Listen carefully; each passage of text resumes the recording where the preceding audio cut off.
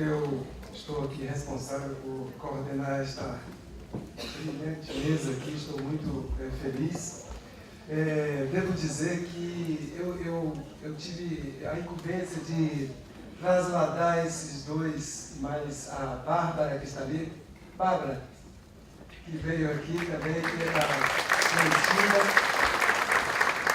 A filha aqui do Manuel, a Bárbara, né? E a Laura, que está aqui, né? Eu fui buscá-las no hotel e fiquei muito impressionado, né? Porque o Manuel ficou me apresentando São Paulo. Olha, isso aqui é o MASP, ali é a Pinacoteca, nós estamos... Aí é um Gabaú que ele... Mas é um erudito, conhecedor de arte, é um artista plástico, e foi assim um prazer, uma viagem maravilhosa. Eu nem vi se teve engarrafamento. Foi essa presença simpática desses aí. E também falando que aqui na exposição nós dispomos de 2 terminais de computador que tem um CD, né, que está girando um vídeo, que apresenta a casa de Mateus por dentro, né, e tal. É muito bonito, um vídeo que foi enviado lá pelo pessoal da casa, e também uma televisão aqui na entrada, né?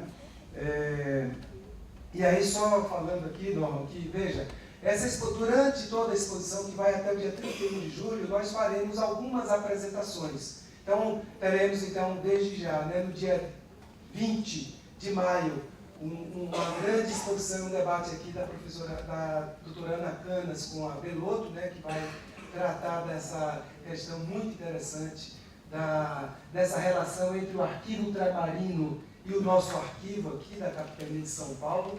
Esse diálogo vai ser muito interessante, né?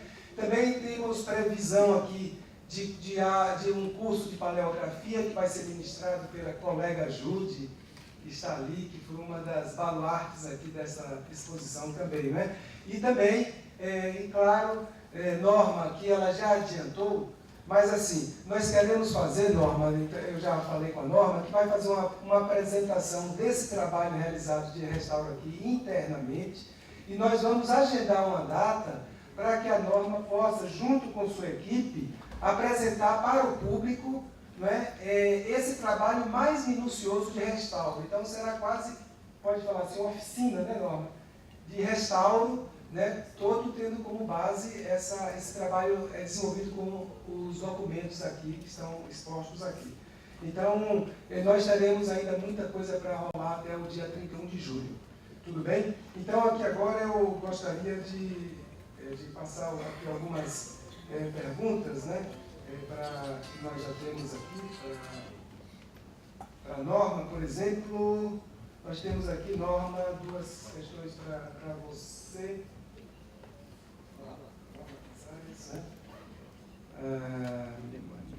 Para o Marcelo. Aqui está uma pergunta para o Marcelo, que eu preciso ver se estavam 2 na mesa, né? Mas eu vou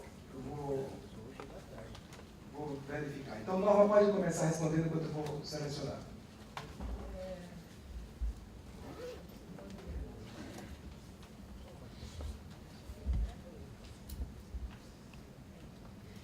A pergunta é da Maria Lúcia Mendes de Carvalho.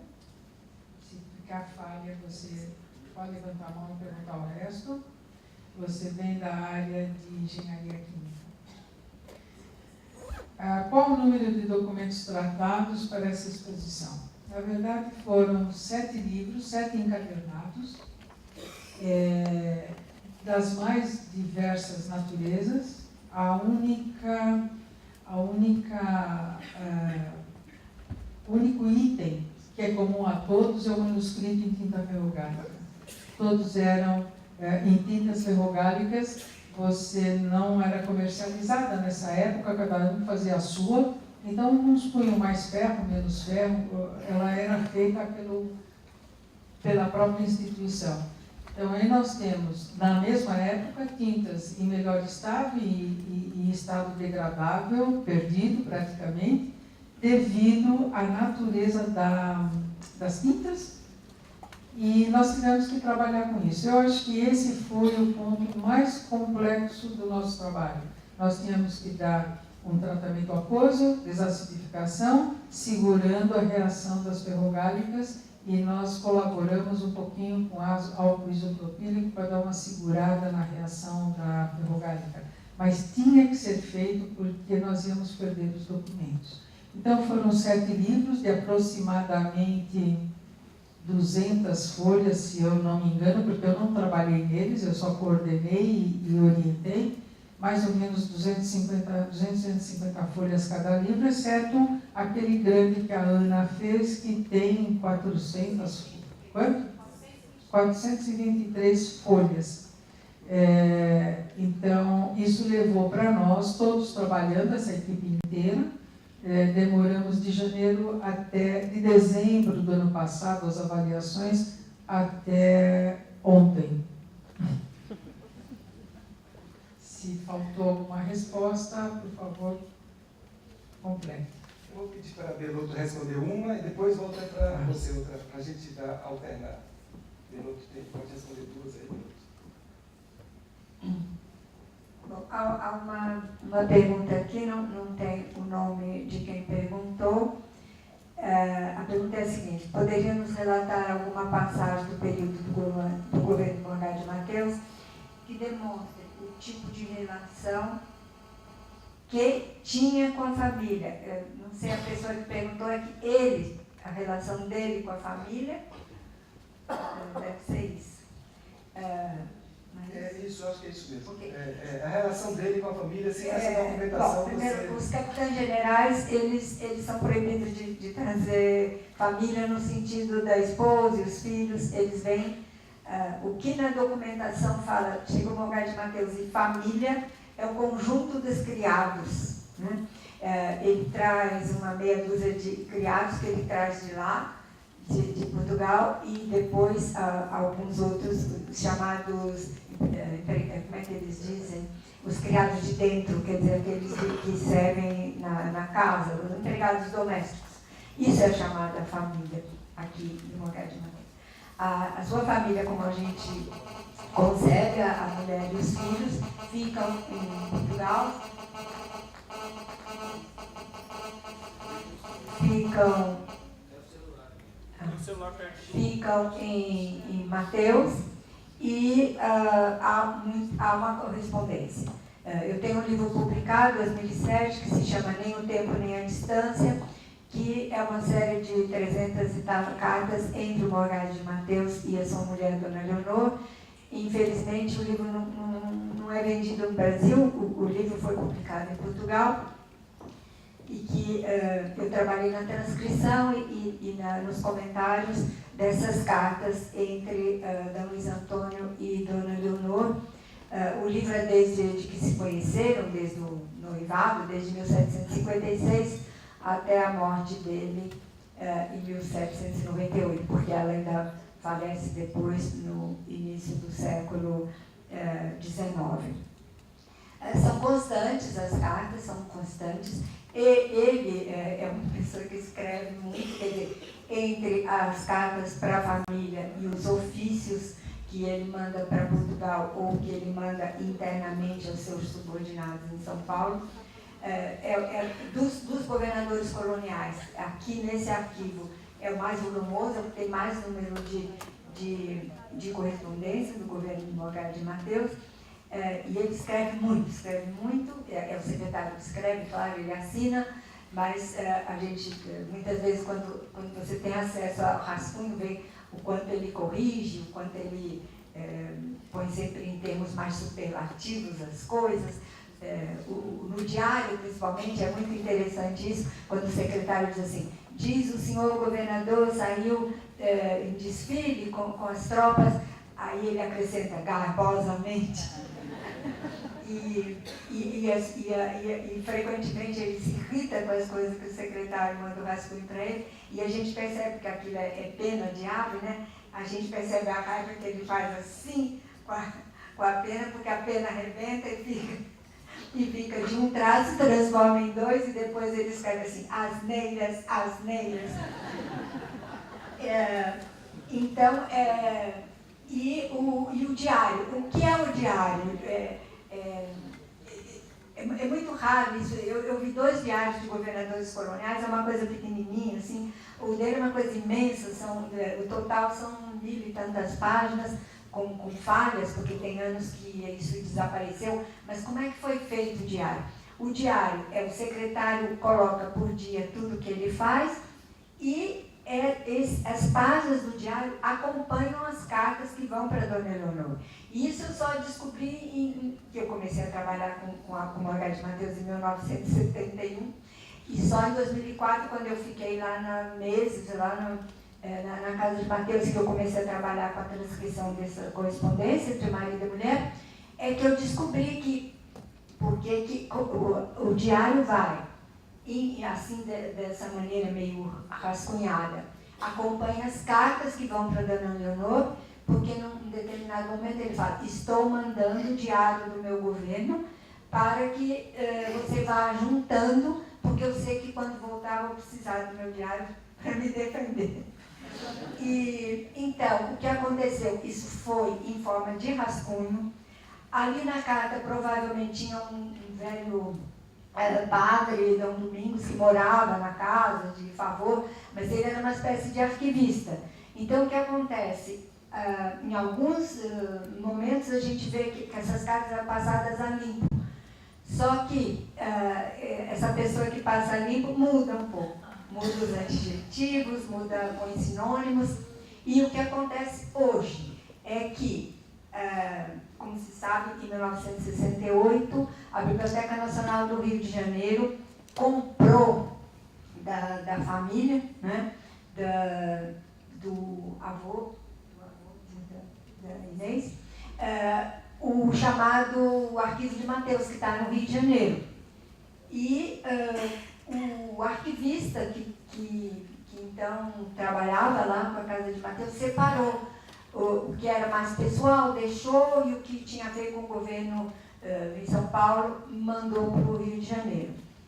O que aconteceu? Esse diário rascunhado veio para o Rio de Janeiro. E a parte passada a limpo, que é pequena, que é menor, mas que está mais completa, corresponde aos vai de 65 a 69.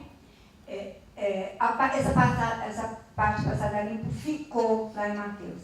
Então, o que a gente tem hoje são 2 versões do diário, uma mais completa, mas mais falhada, e rascunho, com cheio de correções, que está no Rio de Janeiro, e a outra mais passada a limpo, mais bem acabada, mas que é mais incompleta, que está em Mateus. Então, o nosso problema agora na publicação do diário é combinar essas 2 versões e principalmente o que está faltando são notas, porque a publicação de um documento histórico requer sempre muitas notas explicativas. Pronto. Não, é só para terminar isso e a relação com a família. Então, ele mandava cartas, sempre perguntando dos filhos, mas então, essas cartas entre ele e Dona Leonor, e entre primos e tios, etc., está lá. Está lá, e eu trabalhei só, por enquanto, eu trabalhei só as cartas entre ele e Dona Leonor. E frequentemente falam dos filhos, são pungentes as cartas dos dois quando morre a filha, a menina. Ele estava aqui, foi em 72, quando ela avisa que a menina morreu, e a resposta dele. Então, mas são frequentes, são muito frequentes, quase todo dia ele escreve para Dona Leonor, e Dona Leonor responde. Agora, o que acontece é que as cartas de Dona Leonor para ele, né, que depois ele, quando foi embora, levou, estão bem, ele guardou todas, né? E ela, porque os dois viviam as turras, a gente sabe, de vez em quando, ela sabe que eu sempre comentava, a Inês sabe que eu vivia comentando, ela naqueles momentos de raiva, eu achava que destruía tudo, porque a gente sabe que chegava, às vezes ela diz: hoje recebi 7 cartas, cadê essas 7? Então, de vez em quando eu tinha umas para mim, ela destruía, eu dava sumissão nas cartas. Bom, depois tinha para a Inês e para o Manuel, para responder uma das questões, para a gente ir revezando um pouco. Tenho aqui 3 questões da Adriana. da Adriane, do Márcio e do Chaves, que são todas mais ou menos sobre o mesmo assunto, como é que nós organizamos o nosso arquivo. O arquivo,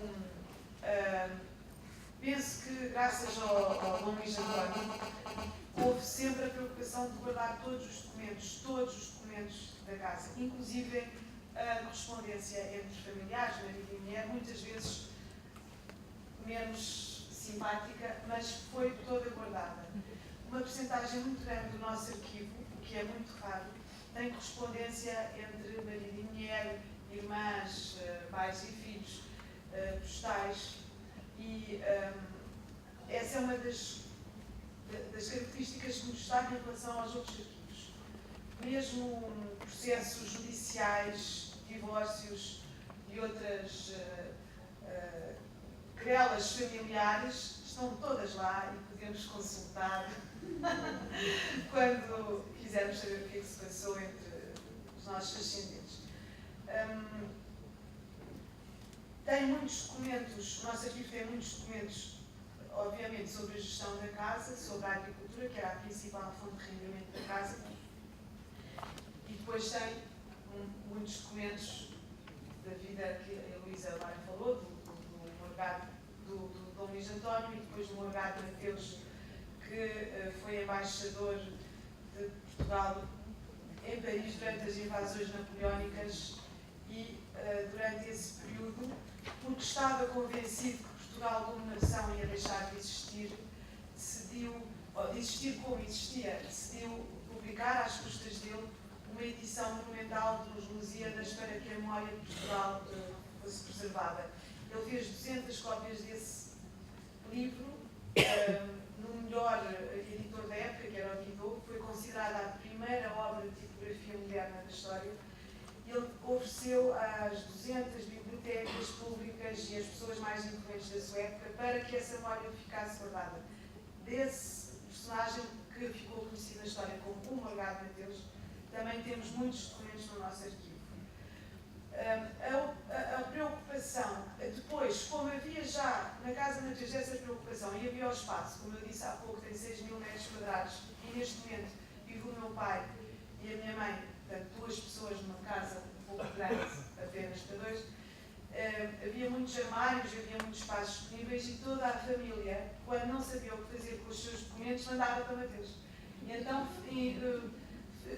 reunimos lá documentos nos últimos, não sei, 200 anos, de várias partes da família e que foram sendo guardados em armários. No ano 2000, quando iniciámos este projeto de microfilmagem primeiro e depois digitalização dos 700.000 documentos, havia em todas as gavetas, em todos os armários, em todos os baús, havia partes que a Luísa conheceu muito bem. Aqueles processos litigiosos são naqueles baús do corredor.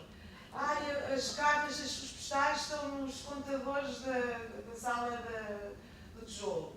Naqueles armários estão a parte da gestão corrente da casa e dos trabalhadores e a correspondência entre os feitores e os administradores da casa. E estava tudo espalhado pela casa. Uns em melhor estado que outros, como é normal. Alguns armários tinham melhores condições do que outros. Mas o meu avô já tinha tido essa preocupação desde sempre. E quando ele decide fazer a doação da casa e do seu arquivo à Fundação, foi exatamente para ter a certeza que o arquivo da casa e a casa se iria manter unido. E esse é o objetivo, é o principal objetivo desta nossa Fundação da Casa de Mateus. Depois, mais tarde, o meu pai preocupou-se também em torná-la um centro cultural e em dinamizar a cultura na nossa região, que é uma região muito do interior e muito pobre, nesse sentido. E agora a minha irmã está a ter a preocupação em reunir as universidades e tornar Mateus como o polo de toda a discussão académica da região norte, Porto, Vila Real e Minho. Agora,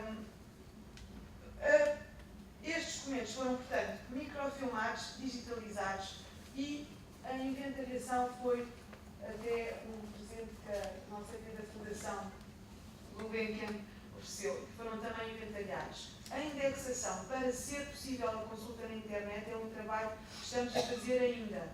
Temos um arquivista, um historiador, que está no arquivo e que pode ajudar a qualquer pergunta que a Heloísa tem um contacto e que basta contactar a Fundação, o arquivo da Fundação, que temos um historiador arquivista que poderá ajudar a informar. O objetivo é que a consulta seja disponível na internet. É esse o nosso objetivo. Mas a indexação de todos estes documentos demora realmente muito tempo. E se calhar a equipe que temos é pequena e terá que ser aumentada. Porque nós não queremos que o arquivo fique nosso, fique. Quer dizer, gostamos muito. Quer dizer, na realidade o arquivo é da Heloísa Peloso. Essa é a realidade. O Abel Rodrigues está fazendo um trabalho. Sim, mas ele não consegue indexar e tornar disponível na internet. Mas a Heloísa, tudo o que precisa, tudo o que a Heloísa precisa, aliás, a Heloísa é bem-vinda para viver connosco os 12 meses do ano, em vez de ser só os 3 que vêm e passar. Mas o objetivo é esse, e não sei se será próximo, mas também não será muito longínquo, porque o objetivo é tornar o nosso arquivo disponível na internet para que toda a gente tenha acesso a ele. Não sei se me falta. Aqui qual é que é? O meu pai é. Eu sou o sétimo. O meu pai é o 6º neto do Morgado Mateus. Portanto, estamos aqui a falar talvez 9 gerações. 6, então, o meu pai, o avô, 6, 7, 8, 9. Eu sou a 9ª geração. Só lembrando que aqui no terminal de computador, que apresenta a Casa de Mateus, apresenta também a árvore genealógica da família e também mostra, tem uma mostra de documentos guardados na Casa de Mateus. Então, os documentos estão digitalizados e tal, estão disponíveis aqui também para serem vistos aqui no nosso terminal de computador. Heloísa, você pode responder mais uma questão e depois a Norma? Eu tenho uma pergunta, João Pacheco, sobre informações sobre a produção do açúcar. O livro da professora Maria Teresa Schera Petrone, que é a lavoura do açúcar, ao tempo do Morgado de Mateus e adiante, chama A Lavoura da Cana-de-Açúcar em São Paulo. E depois tem a data, 1765, 1800 e tal. Foi publicado aí nos anos 70, na editora Civilização Brasileira. Depois, essa pessoa pode me... Agora, no meu livro, da minha tese, que está publicada pela Alameda, que é a Autoridade de Conflito Urbano e Colonial, tem na bibliografia a referência bibliográfica desse livro da professora Maria Teresa, que tem conta toda a história da produção do açúcar. E aí eu já vou responder o outro, que é sobre o caminho Moda Piedade, entre o Rio e São Paulo, pode ser acreditado no Morgado de Mateus. Entre Rio e São Paulo, desde aqueles tempos e até há pouco tempo, porque que eu sou carioca e todas as férias tínhamos que passar no Rio de Janeiro, até a minha infância, como havia Via Dutra, o caminho entre Rio e São Paulo era de cidade em cidade. Tanto que eu, meus pais, meus irmãos, a gente dormia no meio do caminho, porque ia daqui a Mogi, de Mogi a Jacareí, de Jacareí a Caçapava, e lá ia até chegar ao Rio de Janeiro. O Morgado de Mateus se preocupou realmente muito com o caminho para o Rio de Janeiro. Eu desconheço o aperfeiçoamento desse caminho da piedade, até gostaria que essa pessoa falasse comigo. Agora o Morgado de Mateus estava preocupado, principalmente por causa do dito correio terrestre. A preocupação dele era muito grande com o serviço de correio, e por isso é que ele queria aperfeiçoar e tornar mais transitável, mais viável o caminho entre o Rio e São Paulo. Só queria, antes de passar para a Norma, mas a resposta, né, só registrar aqui, né, esta singela contribuição aqui de um visitante nosso, do colega que está aqui presente, o João Roberto Bailong, que exatamente, Heloísa, fala, ele é filatelista, né, e ele fala exatamente, ele traz aqui uma citação da instituição dos Correios por Dom Luiz Antônio de Souza, o Morgado de Mateus, né, que ele vai falar lá os Correios de Santa Isabel. Eu acho que é uma colaboração aqui interessante. Depois a gente vai conversar um pouco, só para ilustrar isso que você está falando, realmente esse incentivo, né, aos Correios durante o governo. Norma, você pode responder mais uma aí, Norma? Tem mais uma aqui, não tem nome. Quais foram os principais desafios desta restauração? Bom, os desafios, na verdade, estão direcionados à equipe, que nunca tinham avançado tanto dentro das intervenções de restauração. Então, os desafios, eles aceitaram de pronto, se dedicaram, estudaram, desenvolveram as técnicas que foram impostas para eles, e a outra parte de desafio foi conseguir os materiais para a execução desses trabalhos, que nem tudo tinha no laboratório, porque até então não havia chegado nenhum tipo de acervo dessa natureza. Nós trabalhamos com muitos jornais, inclusive vale dizer aqui que foi feito o restauro dos Jornais da Redenção, o jornal abolicionista, foram 136 volumes. Esse foi um desafio muito grande para a equipe. E que o nosso coordenador recebeu a comenda da Unesco como Jornal Abolição, como Patrimônio da Humanidade. Então, esses desafios aparecem a cada tipologia de coleção. É difícil aparecer, mesmo entre 7 livros, cada profissional trabalhou dentro de um critério de intervenção. Uns foram mais profundos no tratamento químico e outros menos. Outros mais na encadernação específica, que foi difícil reproduzir. Então, cada um teve um desafio diferente, porém, todos trabalharam em conjunto, quer dizer, o que um fazia, o outro estava ciente do que estava sendo feito. Houve uma partilha de informação. Então, esse desafio está mais direcionado aos profissionais do laboratório. A gente já está nesse meio há 20 anos, então o desafio é mais critério. Critério é muito importante antes das intervenções. Uma vez definido o critério, o problema está resolvido. E a outra pergunta que está aqui não é para mim.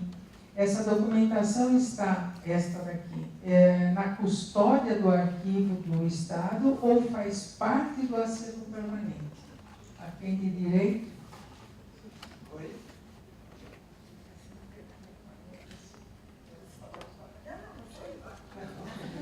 Marcelo, você quer? Mas a Heloísa está dando aqui um parecer.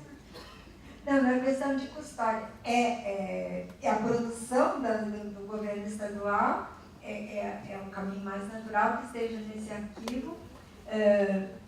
Esse uso da palavra custódia em arquivo dá, do ponto de vista do direito, quando fala custódia, está sob a guarda de, mas não tem essa coisa em direito, né, da propriedade, da custódia, mas, na verdade, não é o lugar natural da documentação produzida pelo governo da capitania e depois da província, e depois do Estado de São Paulo, que esteja nesse arquivo. É o único caminho natural da documentação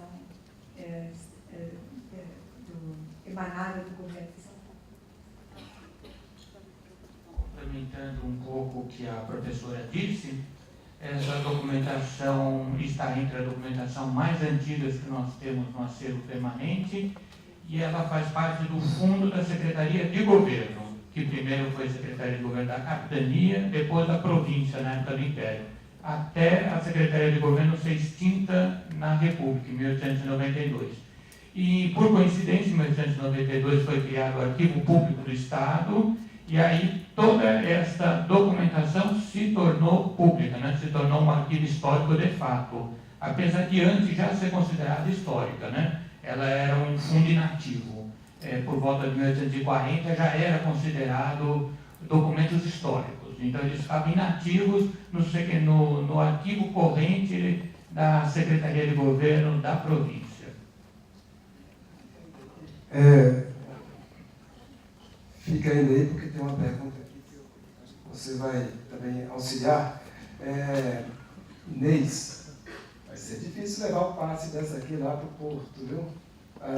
12 horas por dia lá em Portugal, porque a gente está precisando muito dela aqui. Ela tem essa tarefa aí, 12 meses por ano, vai ser difícil levar. Mas ela ainda tem que, essa publicação que o Arquivo do Estado está se comprometendo junto com parcerias, né, fazendo projetos, a publicar. Eu tenho certeza que vai ser uma das mais preciosas obras prometidas aí para a publicação, que é esse diário do Morgado. Eu acho que a gente está aí empenhado nisso. Agora aqui a última pergunta que nós temos aqui é da Sônia, que é professora de arquivologia, né? Quais critérios balizaram a seleção de documentos para a exposição? Porque foram selecionados livros de Seis Marias, de 602 a 42, livros de registro de avaliação de alunos, 1801, livro mestre, século XIX, livro de registro de ordens régias, século XIX, etc., fora do período do governo do Morgado Mateus. Quais as relações temáticas e ou influências do referido governo são percebidas previamente ou posteriormente? Por que não documentos do seu governo? Veja, eu vou antecipar uma parte da pergunta, e o Marcelo se complementa se ele achar necessário. A pergunta é muito oportuna, porque, como eu falei no começo, a exposição, o objetivo dela é apresentar a documentação do período colonial, ou parte do período colonial. Documentos, procuramos também passar um painel do mundo que não existe mais, né? Do mundo do antigo regime, do mundo dos capitães generais. Então, muitos documentos que estão expostos é para dar um exemplo da abrangência das atribuições e dos poderes de um capitão-general, que era uma pessoa que enfaixava na sua mão o executivo, o legislativo e o judiciário. Então, muitos documentos aqui, eles não são produzidos ou da administração de Dom Luiz, mas são de outros capitães-generais que, na verdade, usavam os mesmos regimentos. E o que diferenciava eram as instruções pessoais que eles tinham do rei. Mas, assim, o interessante no acervo, como eu falei para vocês, se trata de um fundo que começou a ser constituído na capitania e vai até o final do Império, durante a época do governo da província. É importante a gente também perceber como existe uma continuidade e uma transformação também nos documentos. Então, nós procuramos passar um pouco também dessa continuidade, né, dessa continuidade dos documentos que existem e de uma certa transformação que ocorre com o tempo em alguns documentos. É o caso, por exemplo, dos mapas de população, que foram criados, foi uma ideia, depois passou a ser uma ordem do rei, e era descrito o que se deveria fazer. Como isso foi aos poucos se tornando um documento técnico, isso foi acontecendo aos poucos, pela interpretação que as pessoas que deveriam realizar esse censo faziam na prática o seu trabalho. E daí vinham mais e mais instruções, então a gente procura mostrar ali uma transformação nessas informações, até dar um mapa geral, né? A gente tem uma ideia de como é um censo moderno hoje e como era na época. Então, essa seleção é um pouco disso, de mostrar um contexto todo, né, do antigo regime, e também esse contexto da continuidade do documento administrativo. E são todos documentos, curiosamente, produzidos por rotina. na rotina. Para governar você precisa de documentos. Quem quer alguma coisa do rei precisa pedir para o capitão-general, e também é uma rotina dele receber esses pedidos. Então, a gente fez uma seleção mais olhando esse mundo que não existe mais, essa rotina, e embora o tema seja os 250 anos do governo de Morgado de Matheus.